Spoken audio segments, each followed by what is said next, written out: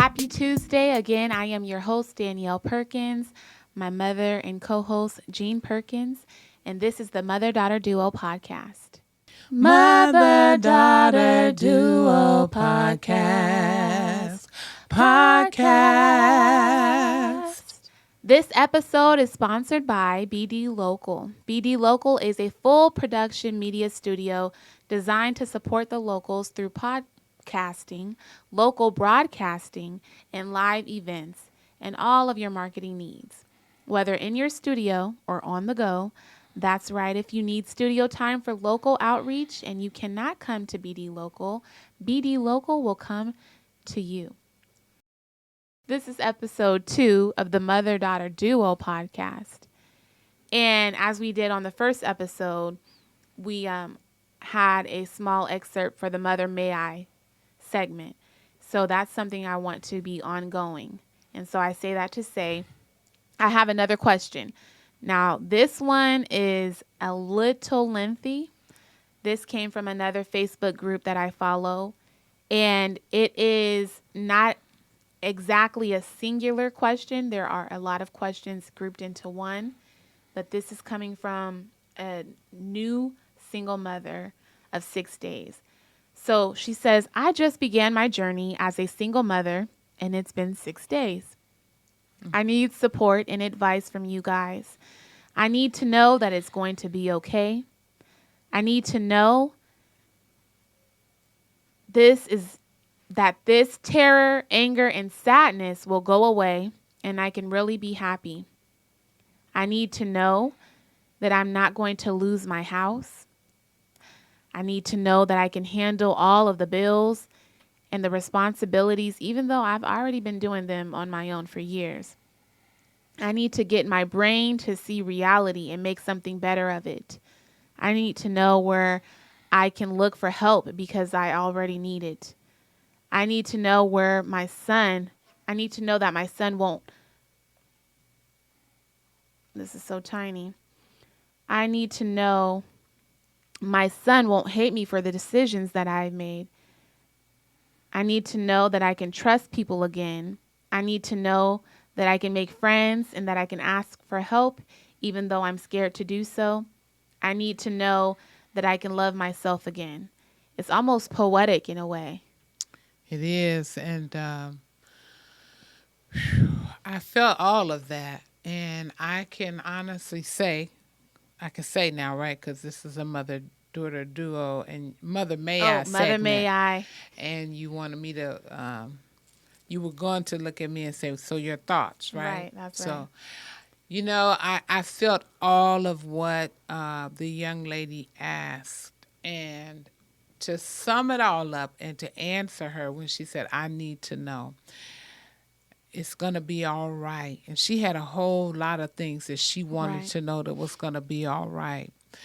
And the only way I can, as you were reading it and I was thinking, the only way I can really respond to her and say, it will be all right, but the determination on the outcome is going to be on you.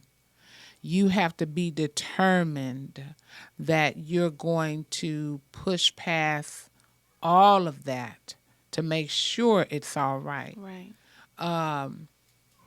Will your feelings of anger and frustrations subside eventually in time? But guess what? It's all dependent upon you. Maybe not exactly subside. There probably will be episodes, throughout the trajectory of her parenting. Yeah, I mean, you don't necessarily. Sometimes we just don't forget, and I think maybe sometimes we hold on to our pain sometimes so much. We're women. We are emotional creatures, and sometimes we hold on to that hurt. And at the reality is it doesn't benefit us at all. We might think that it does, but it doesn't. It makes us feel good. Really, it does to hold on to that because we really think we're hurting the individual that hurt us. But actually, all we're doing is what is detrimental to our own mental health, Holding on to that is detrimental to our own physical health because it can be so stressful, and that does have some counter reactions in our body. I mean, I want to, my go to has always been prayer. Everybody's not a believer, they're not faith based. My foundation is prayer. And so, I will pray for the young lady, of course, definitely. But Right. if she was speaking to me and asking me, I would say, yes, those things will subside in time. Yes, things will be better in time. No, you won't lose your house. And those are things really I can say. I don't know. It really depends on a lot of other factors, and I don't know what her career is. I don't know what her financial situation is. There are programs out here to help. I knew that, when I was single with you guys, I knew every program I could go to once a year to get help.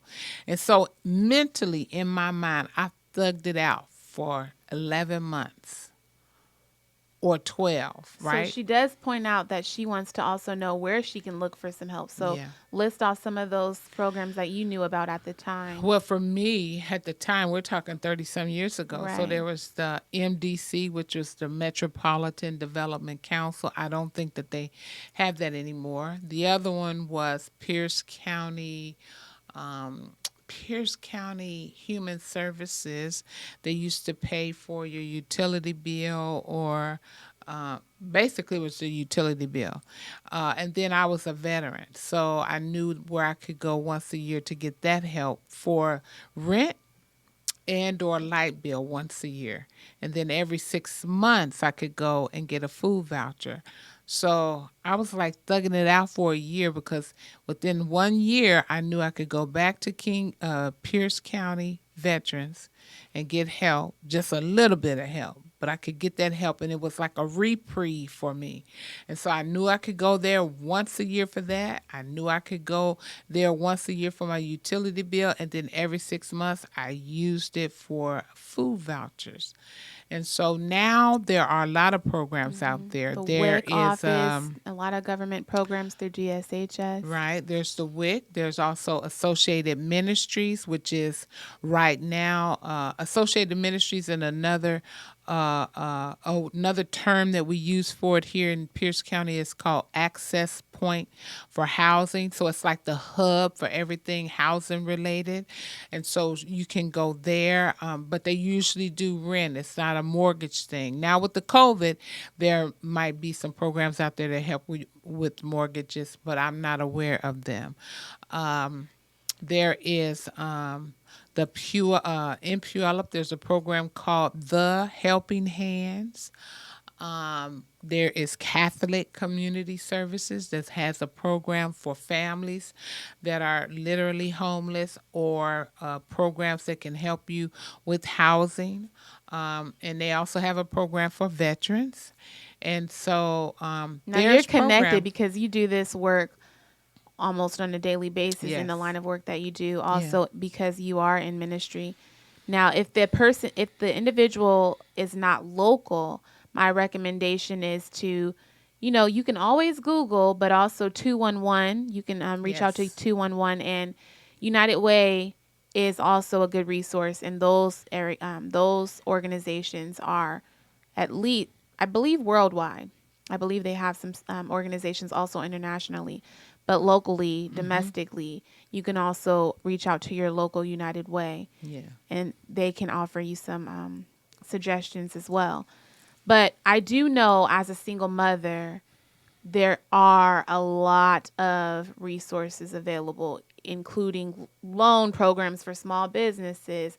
I mean, there are a plethora of resources, unsurmountable resources available to you.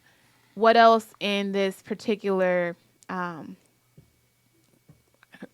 poem that she wrote can you speak to? I would want to say the thing that she said a lot, but the thing that stuck out to me is she said, I want to know that I want this hurt and this anger. How did she say it? Do you remember? I need to know that this terror, anger, and sadness will go away and I can really be happy. Yeah, that's something that you do have to work on. I still fight, not with the sadness of my marriage that ended 20 some years ago, but there was a recent marriage that I had that ended. And, there are days and time, I have good days and bad days. I think about the failure or the ending of that marriage. But of course, I'm 60 some years old. I don't have to worry about children. When you have children, that just brings a whole lot of other concern and Miracles worry. happen now. And there won't be no miracles. I'm not Sarah or Sarai that they called in the Bible, but so I will say to the young lady that in time, your pain, your anger, and the terror of this current situation that you're living in will go away. And it might be also that I will encourage you to seek counseling, mental health counseling to help guide you in that It's process not a of bad letting that thing. go. I know as far as the African American community, Black folks. we have always had a stigma for going to see anybody mental health. And so we did not seek mental health treatment. We did not go to talk to anyone about what was going on in our minds, in our homes, because we come from the background that I can always remember my mother saying this: what goes on in my house stays in my house. And the same is so when my children were coming up. But as you know better, you should do better. And so I've learned to do better, even for myself, where I'm talking about mental health. I do have a counselor, or I did at one point, and I will try to get me another one because the one that I had didn't work for me. But there's nothing wrong with us seeking mental health treatment. It is sorely needed, and I think we have come to that realization in the 21st century that there is nothing wrong with seeking mental health treatment. We African Americans come from that Christian background, that church background, that Everything stays in the home. well, not just that, but that God can fix it all. God gave us people that have gone to school to learn how to help us and guide us in our mental Right. health and our thinking, right? To heal us. And so that's a source that God gave us. He's gave us intelligent people that have gone to school, that are educated and can help us when we're working through that kind of stuff. Right. So I would definitely ask that she seek some type of counseling to help her and guide her in her thoughts and help her to heal, because she'll be better off for herself. And if she's better off for herself, she'll be better off for her child. Well, as we are closing out this portion of Mother May I will add, I'm different from my mother in the sense that I tend to let a lot of things just roll off my back. I don't tend to hold on to a lot.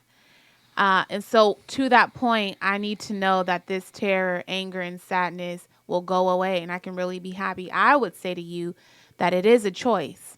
No Yes. matter how difficult it may seem in the moment, you can wake up every day and Absolutely. choose to be happy. Absolutely. And for me personally, I've been through homelessness, I've lost multiple children, failed relationships, failed friendships, but I never took that on personally. I just moved on. I gave myself maybe 24 to 48 hours to move on because it is a choice. Now, to your point, you can that can become a habit, and it's not always healthy to brush those things under the carpet.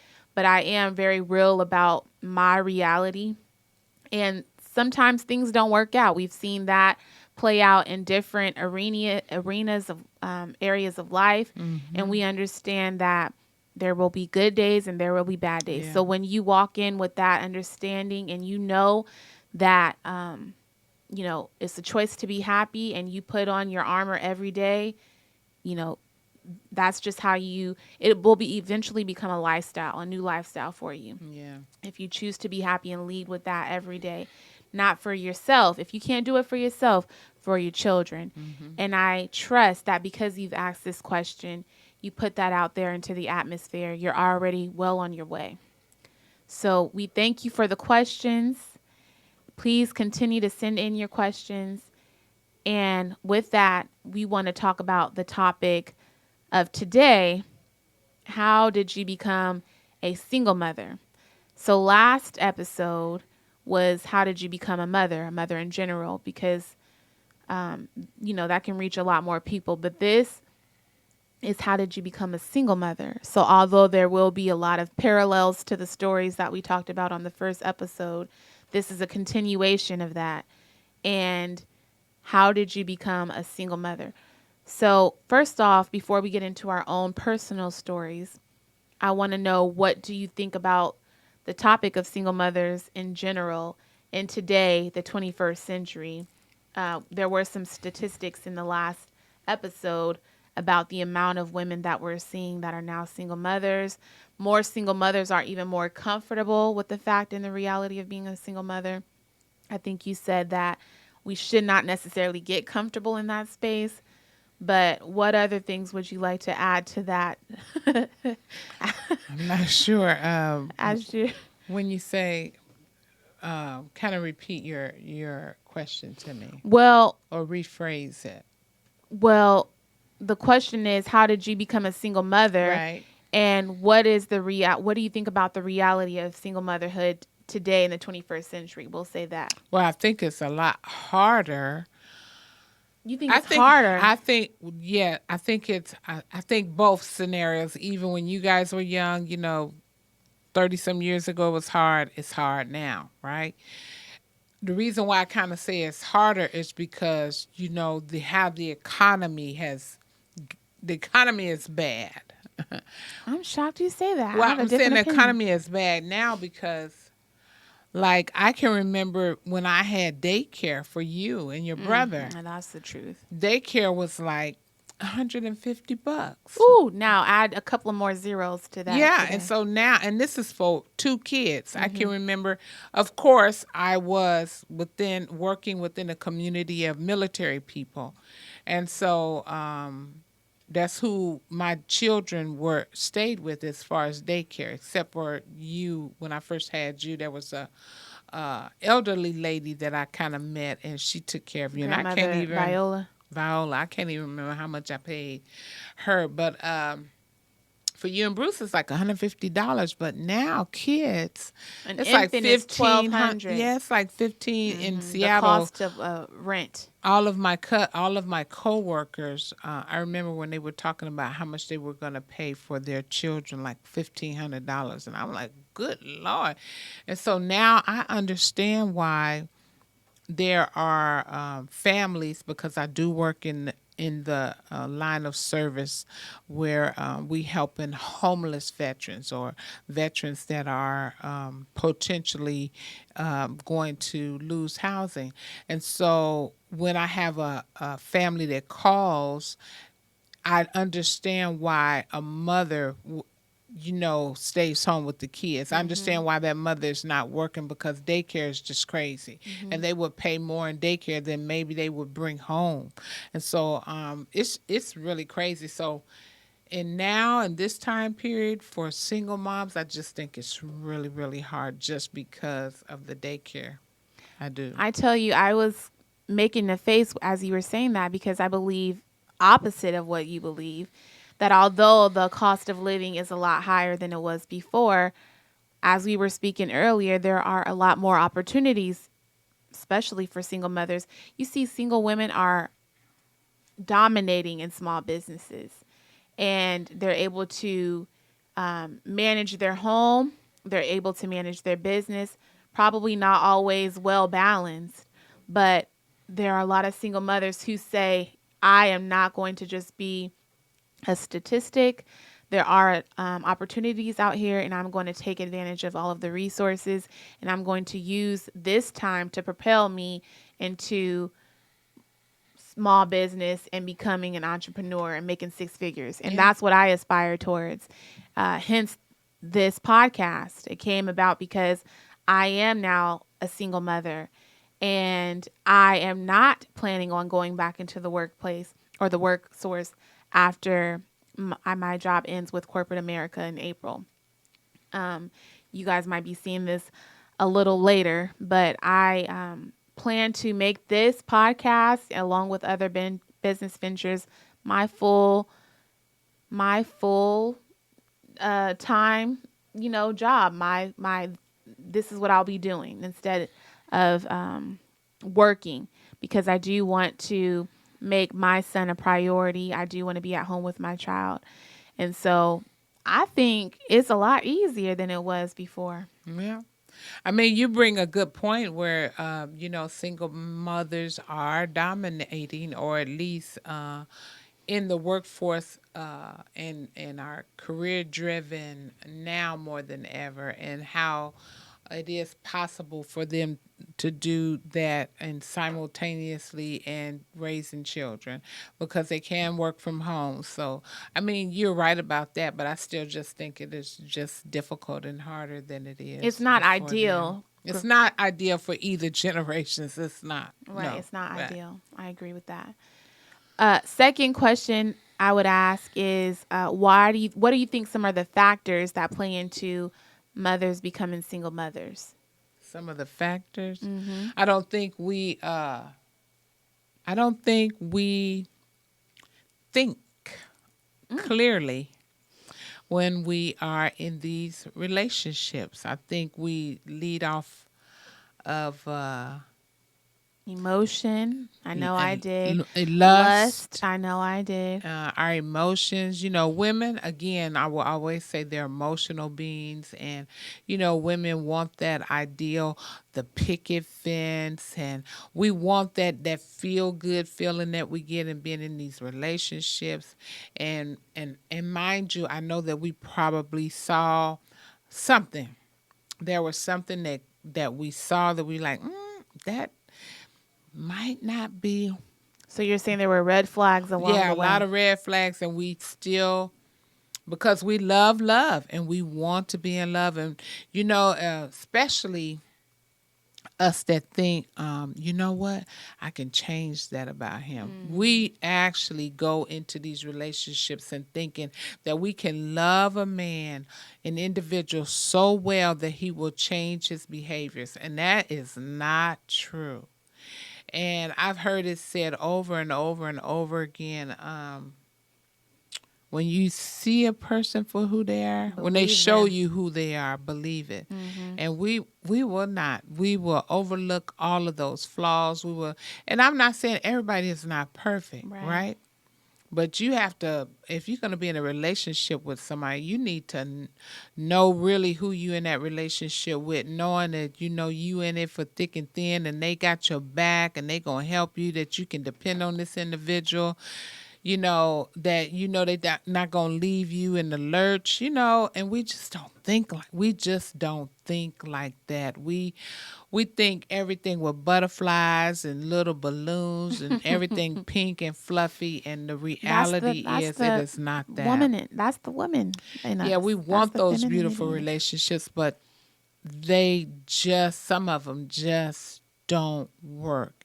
And we see the sign and we still ignore the sign, and we get into these relationships. And then sometimes you stay in them too long, and they're not healthy they're not a healthy environment for you to raise children in. So I Yeah. think we do a lot more damage to these our children than we and to our own selves when we continue in the path of trying to solidify a relationship that's not has no grounding, has no foundation. So I would say that before I agreed with you, and I felt like that was pretty much the start and the finish. That was the end of it. But then I went back to that same Facebook group where I told you about the question for the Mother May I segment. And I posted a question February 19th, that's your son's birthday, of last year, asking this: what is the real beef with your child's father? I'm really curious to learn if there are any running themes. Why do so many of us find ourselves in similar situations? What do you think it is? And I posted in this Facebook group probably, we will say 100 plus times. This is probably the most responses I had, 173 comments. And it was not exactly black and white. Some, and this is not to male bash, a lot of the responses that I got were, violent, volatile, mentally ill, not his fault, but refused help, psychopath. Both of their dads had dads who were not active in their lives. So to me, it seems like a repeated cycle. Their dads never taught them. And so, how do you know how to become a dad if Right. you were never taught? Unemotionally, unavailable, dismissive, cold, invalidating, chastising. I'll continue to read a little more, but what that says to me is that sometimes you feel like you're getting the representative, and I know you said that there are some red signs, but sometimes people can give you their representative and not show you exactly who they are until it's almost too late. And because we do have that part in us that just wants to love on you, wants to happy, Nurture. the nurturer, Yeah. we do fall victim to that. Not necessarily victim, because we did mention also in the previous episode that we do need to take some accountability. But it is easy to find yourself in these situations. A lot of it was domestic violence related. Yeah. And so, whereas you wanted to do the best to see your family, be a family, you had to make the choice to exit because it was toxic. Yeah. You can go ahead if you would like to add to that while I No, find I some more. mean that's very true, and you have to think about, well, what went on, and this is where sometimes we should be able to extend some grace. And I say that because you don't know what happened in that father's life, in his background. You don't know the trauma that he came from. You don't know what his background was, as far as what household or what type of household he was raised in. And so, over the years, going back, I guess about 20, 30 years, that foundation of family being broke up, and you just have illegitimate people. Might listen to this and not agree, I'm sorry, but you just have that illegitimate men running around here because they didn't have anybody in the home to help raise them, to show them what it was to be a father, to show them what it was to be a man. And so we end up with the it's so, when a person continues to keep going back and forth to jail, being arrested over and over for the same things, they call it recidivism. And so you have that same play out in our communities and in our homes with the men that, and I'm not putting all the onus on men. I'm just saying that whatever was going on in their home, and that never got healed from it, right? And then they in turn get into these relationships, make children, and then they don't know how to show that children or that young man or that young woman. They can't show a young girl what it is to be in a healthy relationship with a man. They can't show a young girl what to expect out of a young man. Then they can't show a man how to be a man, how to treat a woman. And you just got all these other different influences, and it just all is very impactful when it comes to our community. And then you just have this play out in our homes over and over and over again. Every man is not like that, and every woman is like that. Right. Is not like that. We do have healthy families, but I'm just talking about for those that are not functioning at the what we believe should be the ideal standard, right? Of what a functioning home looks like, and a functional, Functional. functional, yeah, Hmm. healthy foundation, family foundation. I will read off some more, statistics. And this came from Single Mother Guide. It says 11 million 16,000 11 million and 1,600. What? Why can't I It's read just another? 11 million. How about that? 11 million single parent families, and of which 79.5% headed by single mothers. 23.4% were poor, and 79% were jobless the entire year. 27.7 women were without food resources. Mm. I'm laughing at myself because right when I need to say the number, I forget how to read my numbers off. So, what do you think about those statistics? They're very high. And again, that just kind of goes back to what we were just saying earlier, and we've allowed this, right?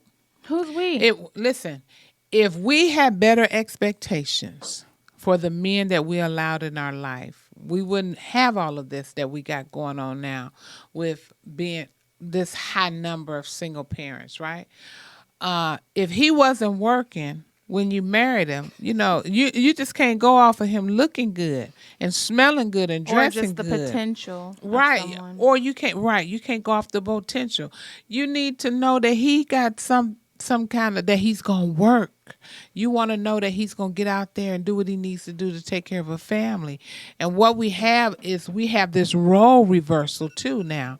You got this role reversal where you got women out here earning the income, men staying at home, and some of them not staying at home and helping. They just staying at home. So This we this are is saying that it's okay. Reversal is okay, but if you're going to be contributing in some capacity. Right, right. But we have somehow got away from all of that. We've allowed this kind of nonsense in our lives. And so yeah, you let a man do what he wants. And again, I just don't want to blame it all on the man. And I don't, please, men, if you see this, please, this ain't all your fault. Okay? Not all. Not all, but you do have to admit to some point, to some part of contributing to what we got going on in our society right now today. You have to take some responsibility.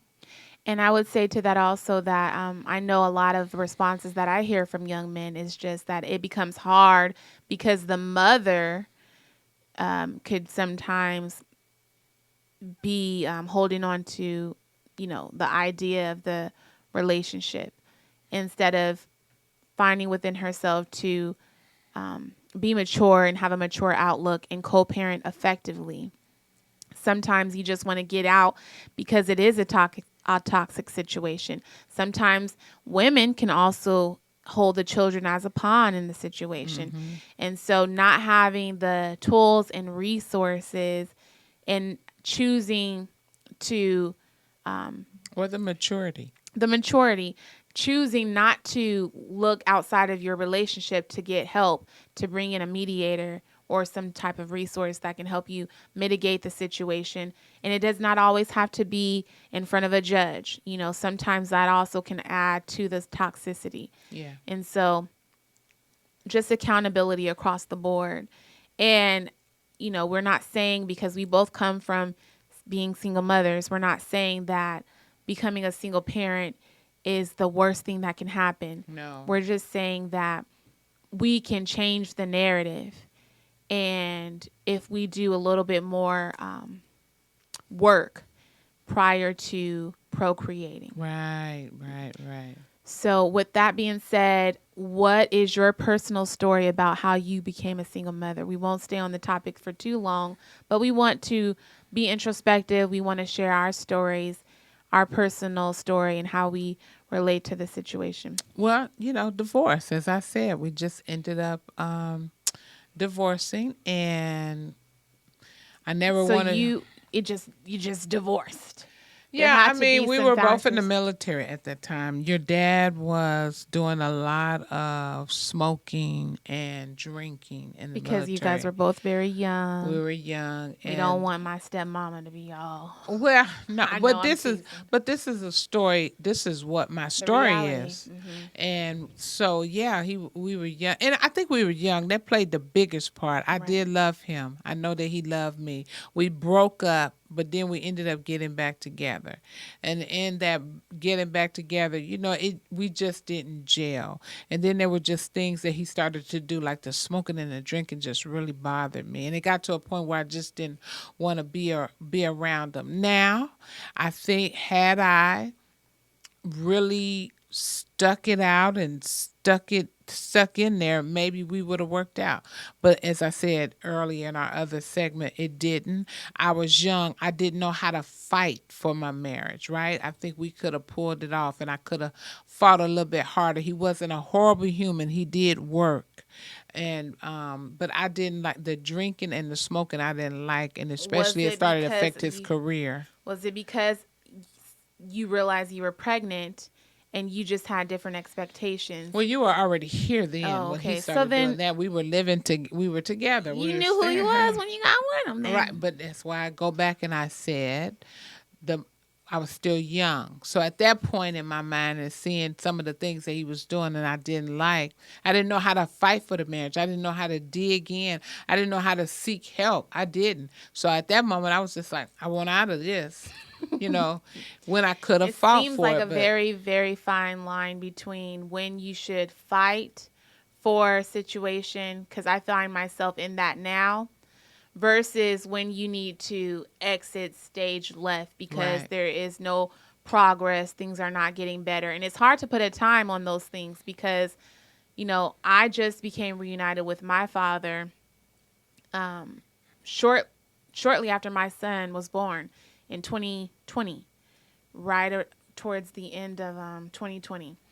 And had I, speaking of you guys and your relationship, since then, it's been 10 plus years since I actually had a relationship with my father. I mean, even speaking on the phone, we were not that close. We were very estranged. But I did not ever hold a grudge against my dad. I never asked any questions of my dad of the situation. It was what it was. I see things like that play out all the time. But had I had kept a grudge against my dad, I said this to a friend yesterday. My dad would have passed away. He passed away the day after my son's first birthday in 2021, just prior to me meeting him in 2020. So had I kept that grudge, things would have been a lot different. We probably would not have had that time to see one another, him meet his first grandchild because my son was his first grandchild. So I guess I say that to say, what were we saying? I don't even remember now. I don't know. We were just talking about how do we become single parents, and I just told you my Oh, truth. And thank you. Just the fact that I say that to say that people can change. Kids, it's hard to put a time on change. People do change in their own time. So it's a very thin line between when it's okay to leave, when it's not, if things aren't progressing, because you don't feel like a person has changed in the time that you have placed on them. right, and like I said, I didn't know what it looked like to fight for a marriage. I did, I was young, so in my mind, I just wanted to be over with something. So I didn't know how to do that. I didn't know Mm-hmm. how to engage with that. So you just be over with something. So yeah, but like I said, he went on and he got married and had a wonderful marriage for over 20 some years. To his lovely wife Michelle, and God did call him home last year. But I would want to believe that he was happy. That Mm-hmm. I that believe he so he was too. happy because they had a beautiful relationship. Right. My sister came out of that, and I have three step siblings out of that situation as well, that marriage. And my personal story with how I became a single mother is very short because, like I said, it was supposed to be a fling of a situation that turned into a lifetime now. But us not seeing eye to eye, us not agreeing, and it never being a planned situation. And so now we're still in the thick of that. But I decided that it was just easier for me to assume responsibility, whether he wanted to be active or not. I gave different opportunities for him to participate financially, participate emotionally, be present. And it just has not worked out the way that I see fit or the way that I believe it should go. And I don't hold that against him, like I say, because my own personal experience, things will change over time. I hope that we will become great co-parents, and I'm open to that idea, whatever it takes for him. Unfortunately, he recently lost his father as well. And so I think a lot of those low moments are helping him to realize the importance of family, especially now in this era where we're losing people left and right. So I'm still in the thick of it. My story is still being written about how I became a single mother and how I'm handling that. But I think the idea is to just always be open minded, think of the child first and foremost. Yeah. And, resources like this platform, get the education, find the resources in order to, go about co parenting the most effective way. And so we talked about our personal stories. We talked about why we think that single mothers might have found themselves in this situation. Is there anything else that you would like to add to?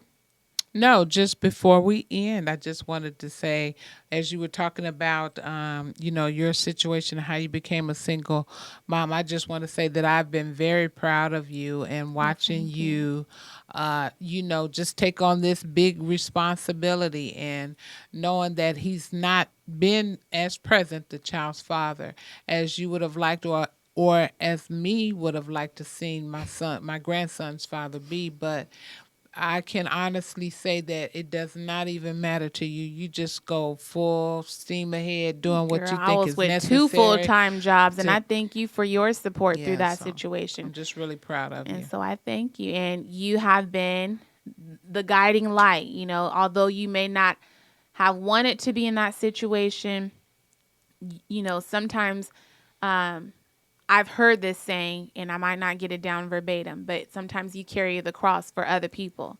And so, where you were a single mother, now here I am, and I understand how to, walk that trail because you have been the perfect example of that. I didn't see you with a lot of different men's in the No, household, no.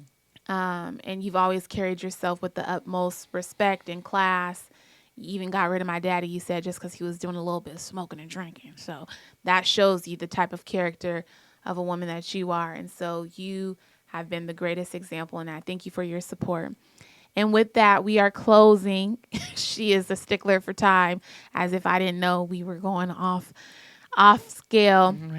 But in closing, we want to thank you again for watching episode 2 of the Mother Daughter Duo podcast. Be sure to like, comment, share. If you have a girlfriend that you feel would benefit from this content, please do share. Make sure to follow us on the Facebook group, Mother Daughter Duo Podcast, on Instagram, Mother Daughter Duo Podcast. We have a new upload every Tuesday. Be blessed. Peace.